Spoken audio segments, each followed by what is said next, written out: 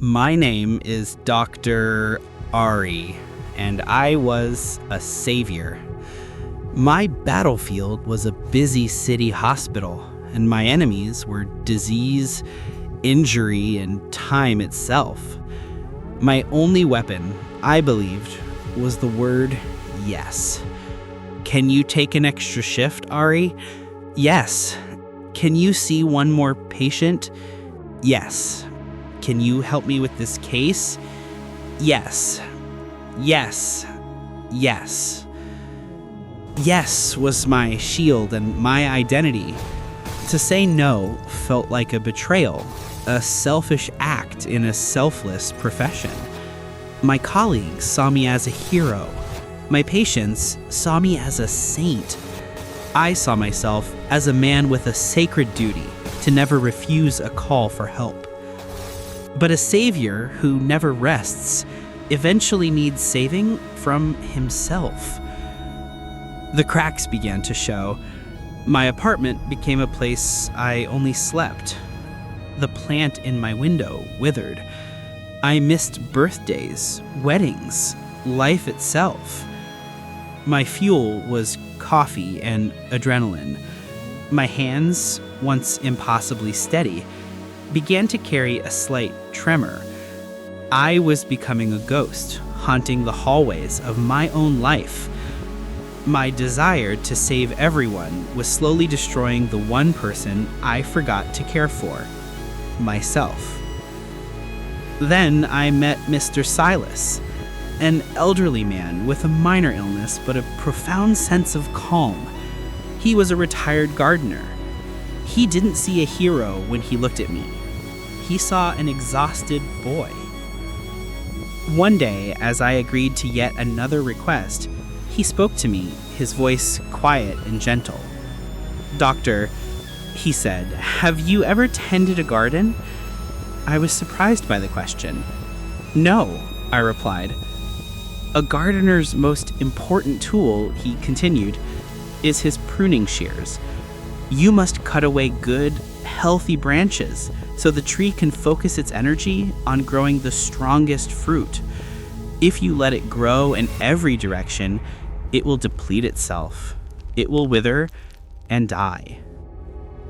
His words were strange. I was a doctor, not a gardener.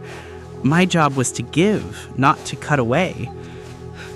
That night, I was called into an emergency surgery. I had been awake for 36 hours. In the most critical moment of the operation, my vision blurred.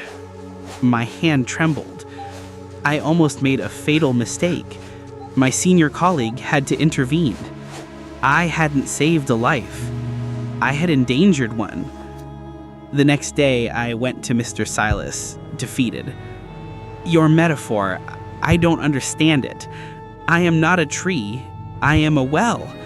I am supposed to provide water for the village." He looked at me with deep compassion. "Exactly," he said. "And you give, but if you never allow the rain to refill your well, what happens? One day you will lower the bucket and it will come up empty, and then the entire village will thirst. Saying no is not abandoning the thirsty, it is allowing the rain to fall." His words were a key, unlocking a prison I didn't even know I was in. My constant yes was not an act of strength, it was an act of fear. Fear of disappointing others, fear of being seen as selfish, fear of not being needed. Just then, a colleague walked in. "Ari, my friend, I need a huge favor. Can you cover my night shift?" The old programming screamed at me. "Say yes, he needs you." But Mr. Silas just watched me, his gaze calm and steady. No. I took a deep breath, and for the first time in my career, I spoke the impossible word. "I'm sorry, James, not tonight. I can't." My colleague just nodded, a little surprised, and left to find someone else. The world did not end. The hospital did not crumble, and the feeling inside me was not guilt. It was a profound, forgotten feeling. It was relief. The next day, for the first time in a year, I took a day off.